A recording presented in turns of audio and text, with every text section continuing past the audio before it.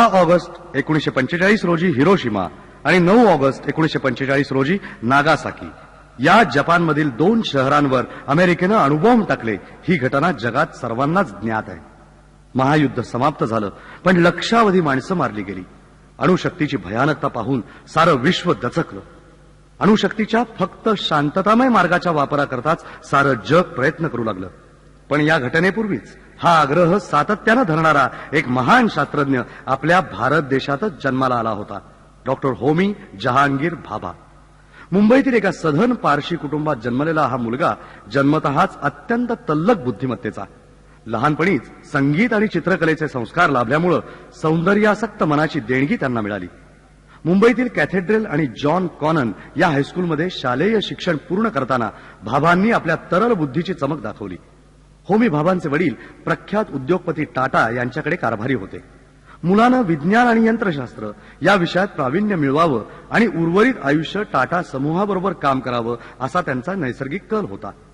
15व्या वर्षी सिनियर केम्ब्रिजची परीक्षा उत्तीर्ण होऊन भाभांनी एल्फिन्स्टन कॉलेजात आणि नंतर रॉयल इन्स्टिट्यूट ऑफ सायन्स या संस्थांमध्ये प्रवेश घेतला. इंटरच्या वर्गात असताना अणुबॉम्बचे एक जनक A.H. क्रॉम्प्टन यांचं व्याख्यान ऐकण्याचा त्यांना योग आला. या व्याख्यानानंच विज्ञानाच्या या नव्या दालनाचं भाभांना तीव्रतेनं आकर्षण वाटू लागलं. या पुढील काळात भाभांनी अणुविज्ञानात जे प्रचंड कर्तृत्व गाजवलं त्याला निमित्त ठरणारी घटना म्हणजे हे व्याख्यान. मित्रांनो, भाभांचं यापुढील शिक्षण म्हणजे फक्त शिष्यवृत्तींचा पाऊस होता.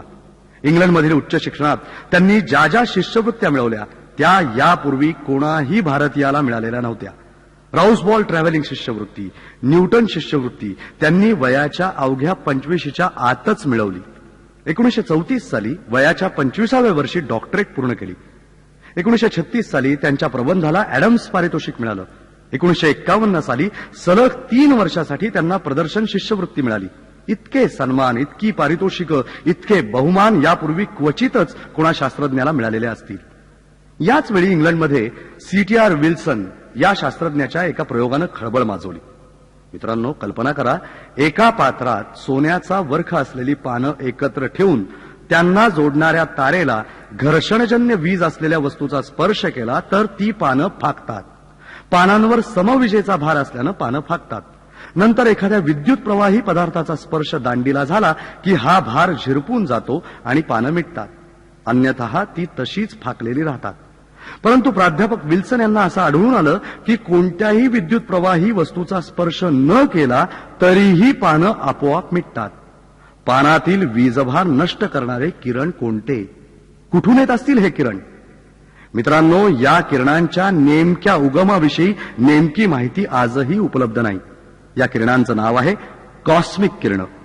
भाभांनी केम्ब्रिजला असतानाच या किरणांविषयीचं संशोधन सुरू केलं. डॉक्टर हायटलर या आपल्या सहकार्यासह या किरणांचा वर्षाव होताना ज्या प्रक्रिया घडतात त्याचं संशोधन केलं. हे बहुमूल्य संशोधन आजही हायटलर भाभा सिद्धांत या नावानं सर्वत्र मान्यता पावलेला आहे. मित्रांनो, या टप्प्यावर भाभांनी आपल्या आयुष्यातील एक अत्यंत महत्वाचा निर्णय घेतला, भारतात परत येण्याचा. आपल्या ज्ञानाचा उपयोग आपल्या राष्ट्राकरता व्हायला हवा हा त्यांचा आग्रह होता. युरोपातील सर्व समृद्धी, संपत्ती याचा त्यांच्या राष्ट्रप्रेमावर कोणताही परिणाम झाला नाही. बंगलोरच्या डॉक्टर रामन यांच्या संस्थेत तात्विक पदार्थ विज्ञानाचे प्राध्यापक पद स्वीकारून भाभांनी राष्ट्र निर्मितीच्या कार्याला शुभारंभ केला. कॉस्मिक किरणांच्या संशोधनाला आरंभ झाला. बंगलोर, पुणे आणि दिल्ली ही शहरं या नवीन संशोधनाची प्रमुख केंद्र होती. मौलिक संशोधन करायचं तर करोडो रुपये लागणार. भाभांनी केवळ सरकारवर अवलंबून न राहता उद्योगपती टाटांना गळ घातली. टाटांच्याच प्रतिसादातून 1945 साली टाटा मूलभूत संशोधन संस्था स्थापन झाली. भाभांनी या संस्थेचं संचालक पद स्वीकारलं. आज अणुविज्ञानातील एक प्रमुख शक्ती म्हणून भारताचं नाव आघाडीवर आहे याचं खरं श्रेय याच संस्थेला आणि भाभांच्या दूरदृष्टी नेतृत्वाला आहे. मित्रांनो, 1947 साली आपल्याला स्वातंत्र्य मिळालं आणि भारताच्या आंतरराष्ट्रीय प्रतिनिधी मंडळात डॉक्टर भाभांचा सन्मानपूर्वक समावेश करण्यात आला. इतकंच नव्हे तर भाभांच्या गुणवत्तेचा योग्य उपयोग करून घ्यावा या हेतूनं सरकारनं 1948 साली अणुऊर्जा आयोगाचं प्रथम अध्यक्षपद भाभांना देऊन सन्मानित केलं. डॉक्टर भाभांनी टाटा संशोधन संस्थेत एक नवा इतिहास घडवला. देशभरातील उत्तमोत्तम गणिती आणि शास्त्रज्ञ त्यांनी गोळा केले. अणुविषयक संशोधनासाठी लागणारी अनेक अजस्त्र गुंतागुंतीची उपकरणं संपूर्णपणे भारतातच बनवून भारत प्रगत राष्ट्रांच्या तोडीस तोड असल्याचं सिद्ध केलं. अवघ्या जगानं हा चमत्कार पाहून अचंबा व्यक्त केला. भारताची मान जगभरात गर्वानं उंचावली. मित्रांनो, भाभा हे काही केवळ प्रयोगशाळेत मर्यादित राहणारे शास्त्रज्ञ नव्हते. स्वतंत्र भारताच्या उज्ज्वल भविष्याची चिंता करणारे ते एक कुशल नेते होते.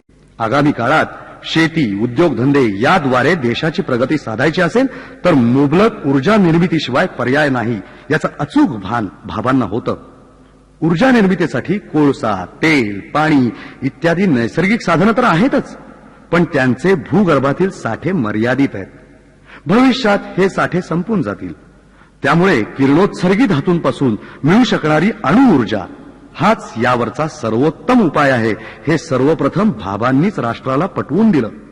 स्वतः अहोरात्र परिश्रम करून हजारो शास्त्रज्ञ, तंत्रज्ञ, सरकार, अभियंते यांच्या सूत्रबद्ध नियोजनातून अणुऊर्जा निर्मितीचा आराखडा सिद्ध केला आणि प्रत्यक्षात उतरवून दाखवला.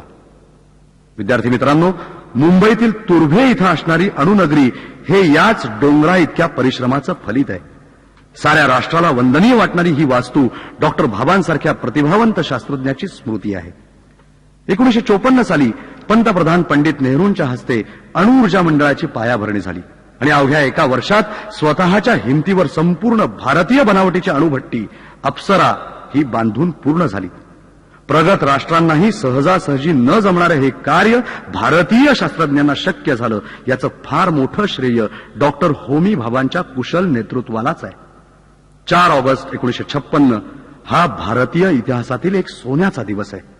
कृषीयुगात भगीरथानं गंगेला दावणीला बांधून भूतलावर आणलं आणि मृतप्राय सगर पुत्रांचा उद्धार केला. आजच्या या आधुनिक उद्योग युगात अणुऊर्जेला खेचून आणून भारतीय जनतेचा उद्धार करणारा हा आधुनिक भगीरथ म्हणजेच डॉक्टर होमी जहांगीर भाभा.